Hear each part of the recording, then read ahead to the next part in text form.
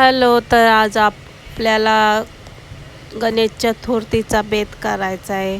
आज उपवासाचा दिवस होता, तर उपवास सोडायला म्हटलं काहीतरी खास करूया. तसंही मी श्रावण महिना संपत आला, पण असे छान असे काही स्वयंपाक केला नव्हता, तर चला आज करूयाच.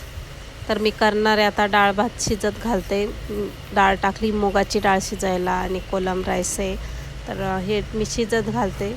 आणि सोबत मला करायचं वांग्याचं भुर्ता, बाजरीची भाकर, रबडी बनवायची, बासुंदी, आणि पुरी पण करायची. तर चला सुरुवात करूया. सुरुवातीला मी डाळ आणि भात शिजत घालते संगतीच, म्हणजे दोन्ही पण शिजून निघतील. आणि मीठ पण टाकून घेते लगेचच, कारण खूप वेळा असं माझ्याकडून होतं का माझं लक्षातच राहत नाही मीठ टाकायचं. तर किती काही वेळा माझ्याकडून भात आळणीच होऊन जातो. किती काही ओरडा खाल्लेला आहे मी भाताचा, आळणी भातावरून. तर मी दोन्ही डाळीमध्ये आणि भातामध्ये संगतीच मीठ टाकून घेतलं आणि लगेचच पीठ मळायला घेतलं आहे. कारण टाईम तर खूप झाला आहे, 9 वाजून गेलेत. तसं 9:30च्या पुढे जेवायचं असतं, पण तरीही उरकलं पाहिजे. तर मग मी पीठ पण मळून घेते लगेचच. आणि 4 जणांचा स्वयंपाक करायचा आहे, तर खूप नाही करायचं आहे, थोडंसंच करायचं आहे. तर चला मी आता फटाफट पीठ मळून घेते. तरी बाजूला 2 वांगे आहेत, त्या 2 वांग्यांचा भरता करायचा आहे. कारण ती उरलेली वांगी आहेत. काल मी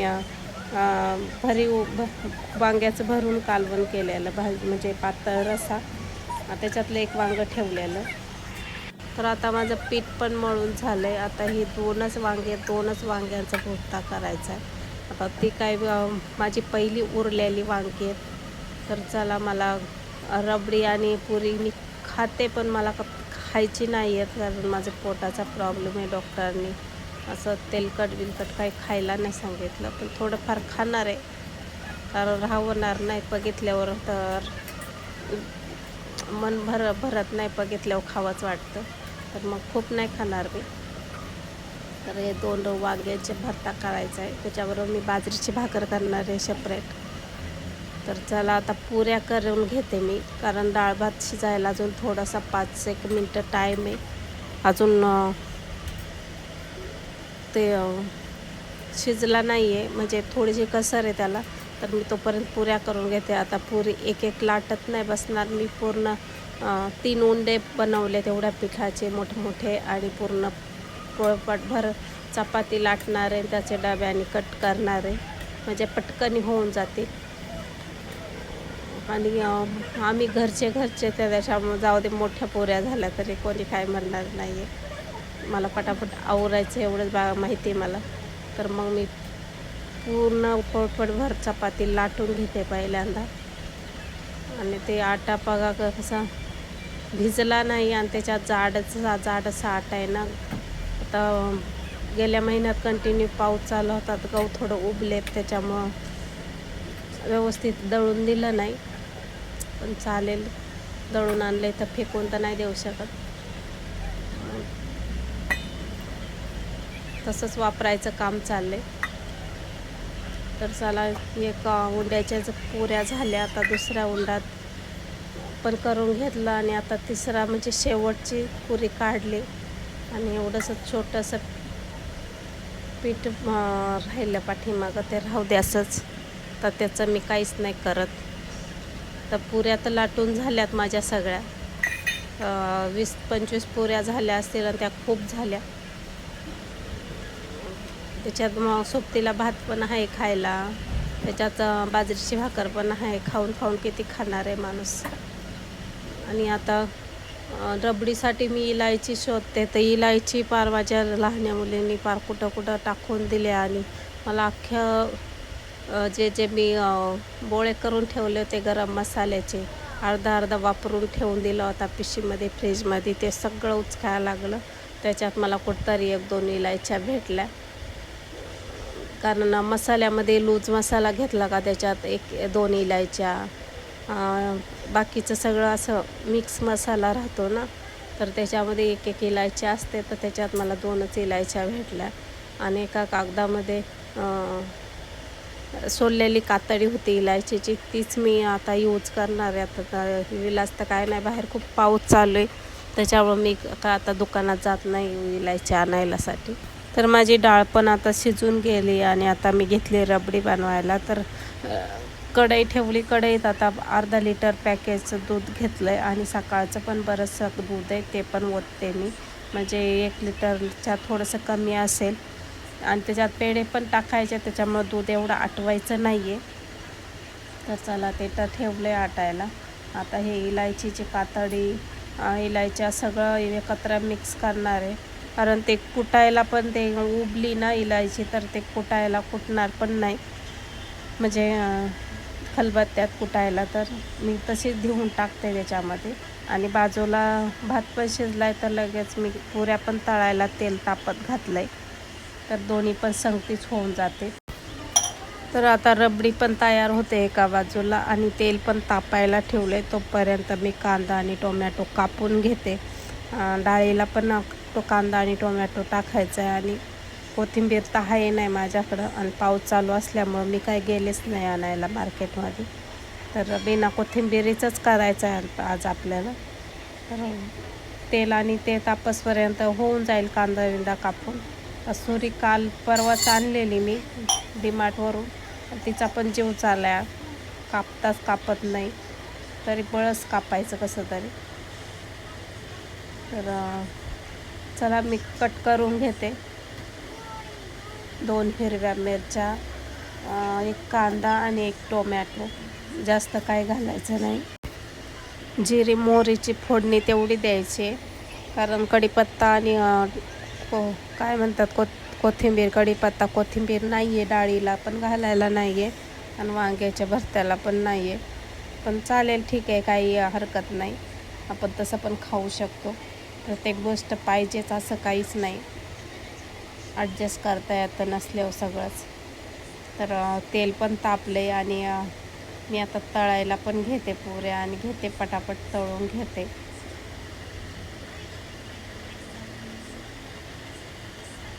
तर चला मी पटापट पुऱ्या तळून घेते आता मी.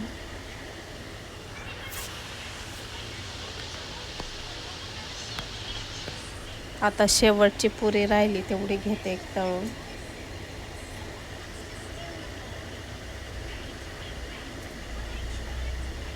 पुऱ्या छान झाल्यात.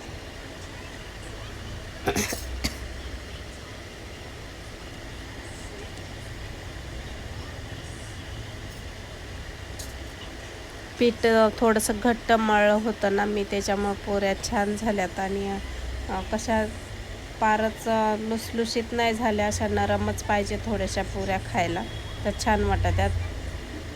तर चला ही वांगी मी आता तेलात तळायला टाकणार आहे. ही 2च वांगे आहेत. तर 2 वांगी जर आतमधून किडीचे असतील तर मग माझा भरता काय होणार नाही, पण बघूया. शेवटी आता मी काय कट मारला नाही, कारण कट मारला तर उगाच तेल खराब होईल, म्हणून मी कट मारला नाही वांग्याला कोणत्याच. आता रबडी बऱ्यापैकी घट्ट झाली, म्हणजे दूध घट्ट झालं आहे आणि पेढे मी टाकून घेते दुधामध्ये, कारण दूध जास्त आटवायचं नाही. साखर पण मोजकीच टाकली थोडीशी, कारण पेढे टाकणार आहे, तर मग जास्तच गोड होईल आणि खूप जास्त गोड पण नाही करायचे. आता इकडे वांगे पण भाजत आले, तर दुसऱ्या बाजूला थोडीशी पलटी करते. एका बाजूला तर भाजलं. जी करायला घेतली ती सतत हलवत राहायची, त्याला साई येऊन द्यायची नाही आहे. कढईला पण बाजूला चिटकून द्यायची नाही आहे दूध, कारण दूध फुल गॅसवरती उकळतं आहे, त्याच्यामुळं मोठ्याच भांड्यात बासुंदी किंवा रबडी करायला घ्यायची, कारण आपण फुल गॅसवरती दूध आटवायचं असतं आणि छोटं भांडं घेतलं का ते सतत उतू येत असतं. तर माझी मोठी कढई, त्याच्यामुळं दूध उतू येत नाही आणि गॅस फुल आहे माझा. तर वांगे तळून झाल्यात आणि काढून पण घेतल्यात आणि तेल पण थंड व्हायला ठेवलं आहे. तर मी आता गॅस रिकामा झाला आहे, तर मी त्याच्यावरती लगेचच डाळीला फोडणी देऊन घेते, म्हणजे डाळ झाली की लगेचच मला वांग्याचा भुर्ता करायला गॅस रिकामा होईल. तर बारीनं एक एक आयटम करून घेते पटापट. तर डाळीला पण फोडणी देऊन घेते. डाळीला फोडणी द्यायला घेते मी आता. तर डाळीत हळद टाकली आणि तेलात जिरी मोहरी टाकली आणि आता मिरच्या टाकते. मिरच्या टाकल्यानंतर थोडासा कांदा टाकते आणि थोडासा ठेवते वांग्यासाठी, वांग्याच्या भरत्यासाठी, आणि थोडेसे टोमॅटो. तर टोमॅटो मी हां पुढे बाऊल हां हां तिकडं बाहेर असेल पण हां. तर टोमॅटो धुवून घेतलेत, कारण टोमॅटो आणून 2-3 दिवस होऊन गेलेत आणि ते आतून थोडेसे सुकल्यासारखे होतात. त्याचे बी असे कडक झाल्यासारखं वाटतात. तर मग मी धुतल्यानंतर त्याचे बी निघून जातात. फ्रेश टोमॅटो असल्यावर मग मी धुवत नाही बी. मग त्याला छान वाटतात, पण मग सुकल्यानंतर त्याचे बी वेगळेच वाटतात. त्याच्यामुळे मी धुवून घेते. तर टोमॅटो मी धुवून घेतला आणि डाळीला फोडणी मारून झाली आणि मग तेच ताटात थोडंसं पाणी घालून घेतलं आणि त्याच्यातच मला भरता बनवायचा आहे. तर चला वांगी आता सोलून घेऊया, बघूया वांगी आतून चांगली आहेत का नाही. चांगली जर असतील तर माझी भाजी भरपूर होणार आहे 2 वांग्यांचीच. आणि जर आतून जर काही कीड निघाली तर मग काय भरता होत नाही माझा. तर चला बघूया. अजून मला पण माहीत नाही आतमध्ये वांगे चांगले तर कसे. वरून तर काही किडीचं दिसलं नाही, पण आतमध्ये तरी पण कधी कधी कीड असते. तर चला आपण सोलूया वांगे आणि बघूया आतमध्ये वांगे कसे आहेत. तर डाळ बघा माझी छान फोडणी बसली डाळीला. तर 1 मिनटासाठी मी त्याला उकळून घेणार आहे आणि उतरवून घ्यायचं आहे. आणि तिकडं माझी रबडी पण तयार झाली आहे आणि बऱ्यापैकी दूध घट्ट झालं आहे. तर त्याच्यात ते पेढे टाकायचे. तर 1-5 मिनटात रबडी पण माझी तयार होऊन जाणार आहे, कारण त्या पेढ्यानी रबडी घट्ट होईल. पहिल्यांदा मी वांगे सोलून घेते आणि बघू दे वांग्यांमध्ये कीड आहे की वांगे छान आहेत म्हणून. जर वांग्यात कीड निघाली तर भाता खाण्यालायकसुद्धा नाही राहत. म्हणजे ती कीड शिजून निघते पार वांग्यातून आणि मग केळस ते खायला खाऊ नाही वाटत.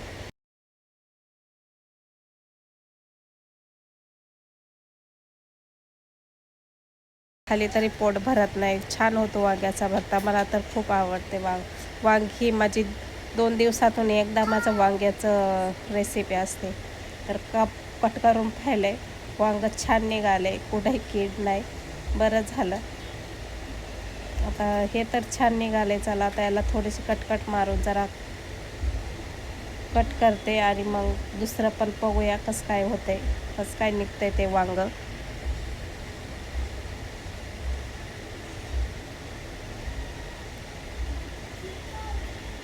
त्याच्यामुळं आतमध्ये जर कीड असेल तर त्याच्यासाठी मी आतमध्ये कट नव्हतं केलं वांगं. आणि गॅसवरती भाजलं का त्याचा वास लई असं करपट करपल्यासारखा वास येतो. ते चुलीमध्ये भाजलेल्या वांग्याचा वास छान असतो, पण गॅसवर भाजल्याचं वांग्याचं भरीत मला एवढं आवडत नाही.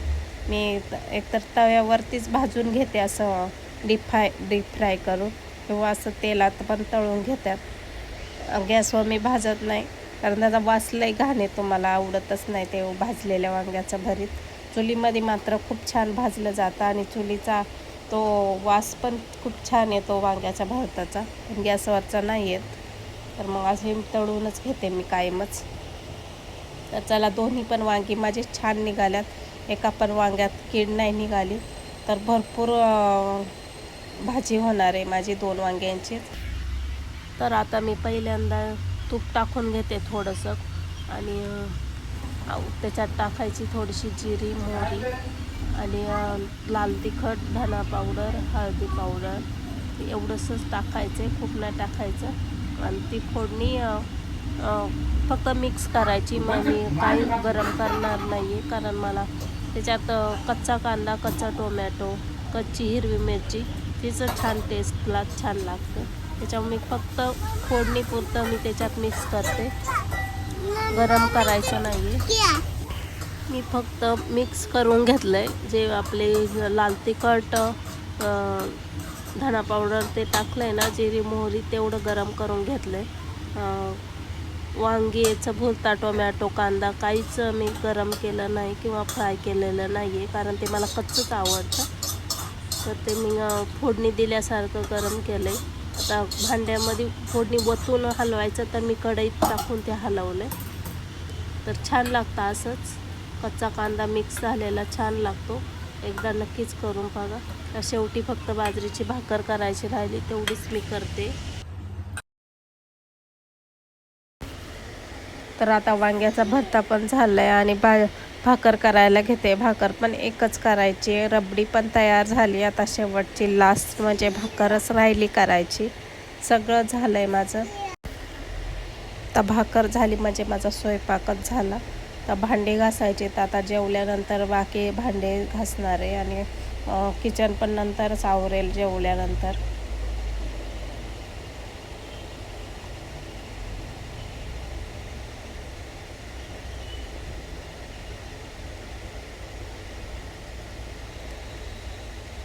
इकडं आता बाहेर पाऊस चालू आहे, पण आतमध्ये एवढा घाम, एवढं गरम होतं आहे काय सांगू. माझे कपडे अख्खे ओले होऊन गेल्यात. तरी जाड कपडे नाहीत घातलेली, तरी एवढी घाम आला आहे ना मला.